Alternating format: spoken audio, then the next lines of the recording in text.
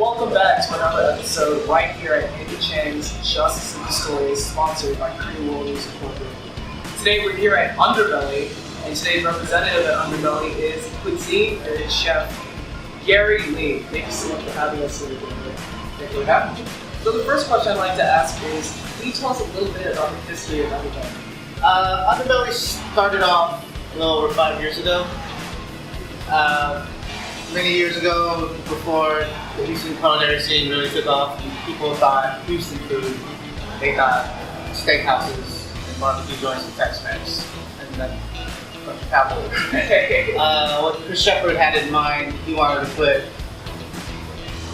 Houston on a national stage and show, it's named Underbelly because it shows the diverse culture that Houston provides, but people don't really know about it. It's the Vietnamese culture, the Korean culture, Thai culture, and all that. Like Dallin, when he was a young cook, he was taken down to Long Point and was introduced to Korean food, and he was like, oh my gosh, he didn't know this existed. So that's why he opened up Underbelly as a way to show the diversity of Houston. So what we do is we encourage the cooks to go out and eat at the mom and pop restaurants in Houston that are doing the food of their culture, and why they're doing it, and the reason, and getting to know them through food. Then come back here and do our own version of it. So that's Underbelly in action. So Chris Shepard is the executive chef and owner of Underbelly. Yes, he's the chef and owner. Can you tell us a little bit of how he actually used these various ethnic cultures to more influence the Underbelly?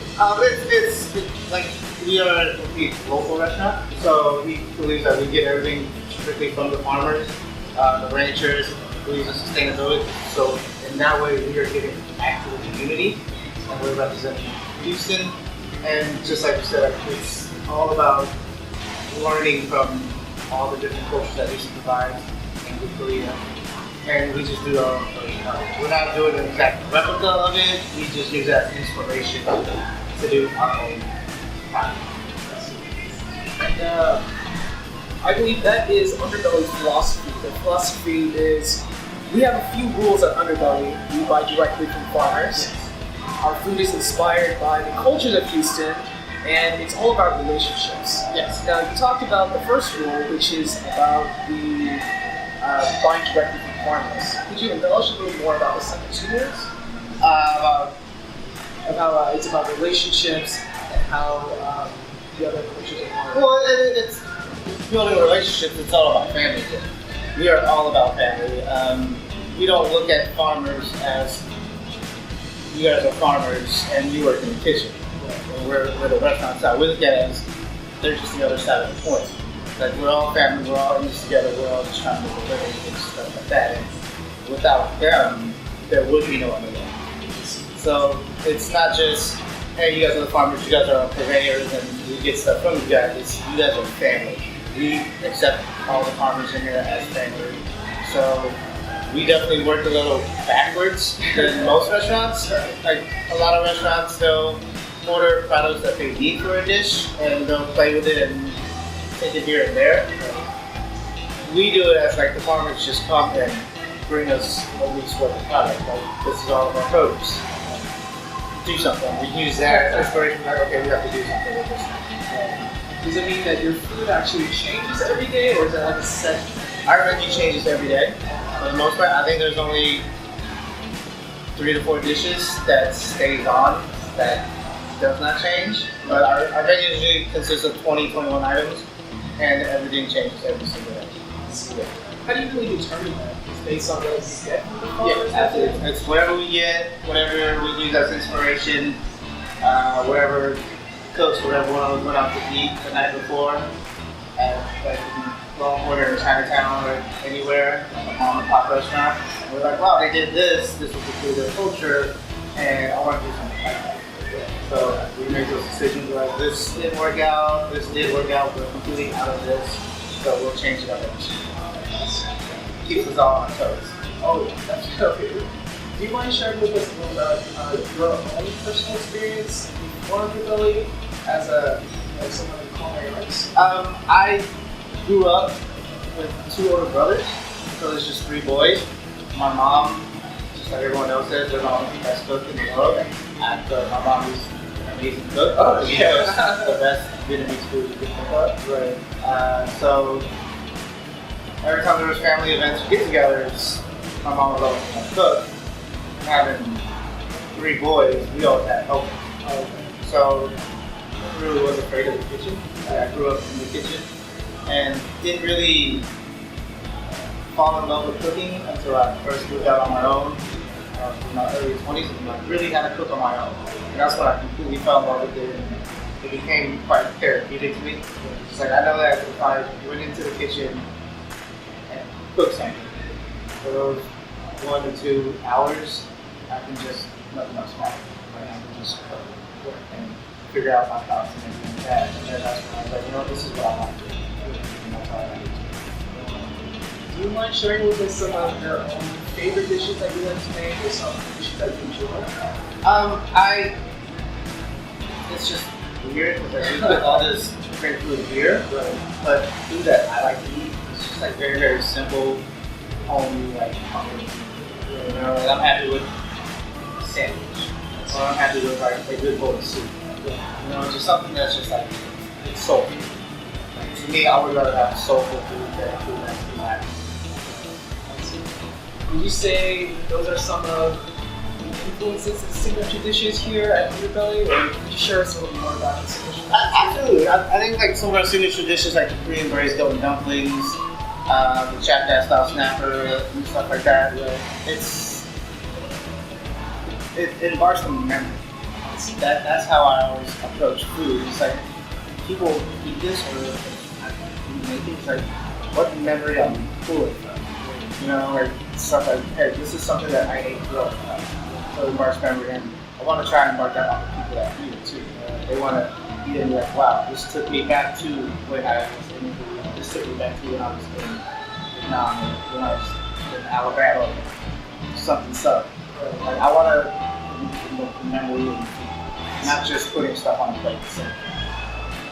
So it's more like each dish has a story to tell. Yes. Influenced by whichever chef it is. Yes, absolutely. It's you gotta cook food that you grew up eating. Because if you don't, well, if you do, then you put a lot more love into it. Right. You know, you put a lot more passion, a lot more emotion into it. And it definitely shows in the food and when it goes out to the tables. Do you hold any events here? And if so, what kind of events does Underbelly do? I think the biggest event we do is Southern Smoke.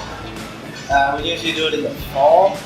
It's one of Chris Shepard's really, really close friends, Antonio. Like he got diagnosed a few years ago with MS, and he wanted to do just like a small little dinner and stuff just to support the MS Society. And of course, Chris Shepard, being the giver that he is, he was like, and wanted to always throw parties. So it was like, we're not just gonna do a small event. We're gonna do a big parking lot party, and he's gonna invite some of his chef friends in. It's gonna be all smoked food, and it just blew up into something huge.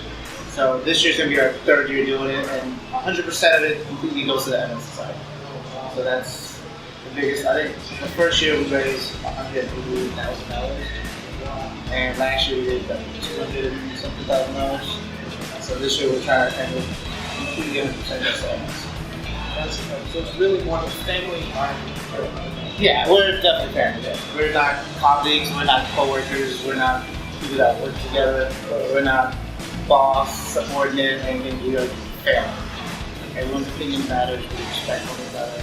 We're a little dysfunctional at times. That's how it is. Yeah. So we definitely appreciate each other and we love each other. Well, thank you so much for sharing with us a little bit about Underbelly and your history here. Do you mind showing us a little bit more of how the dishes are made? Sure. Some of the dishes? Yeah, absolutely. All that and more coming up next. Stuff in it. But he wanted to do it with goat because that's just the way he thinks. That's pretty impressive. So you see it's starting to get crispy that you can hear it? Yeah.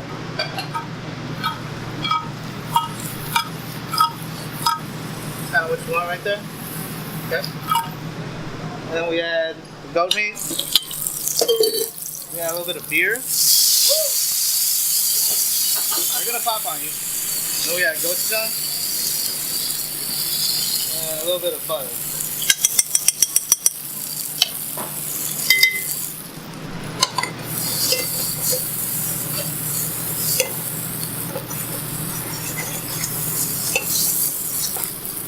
Now all I'm doing now is just melting the butter and breaking up the goat meat.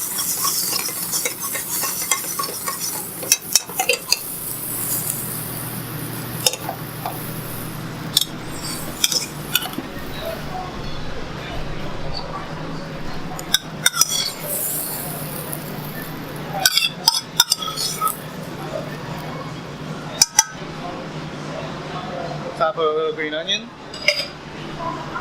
and a little benny seeds. And that's the dish right there. This is our Korean braised goat doughnuts. That's incredible. That was really good. So right here at Underbelly, we have the motto of Creole. We have our very own chef, Gary Lee, Chef de Cuisine. Thank you so much for joining us. We'll see you guys next time. Thank you guys.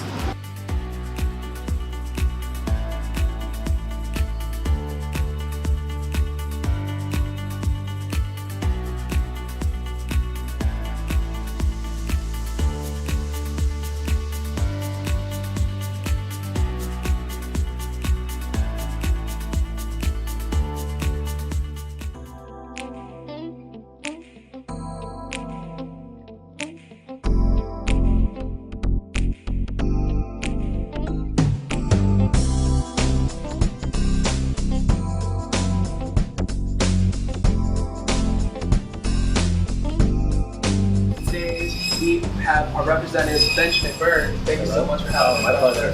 He's the proprietor here. Do you mind sharing us a little bit about yourself?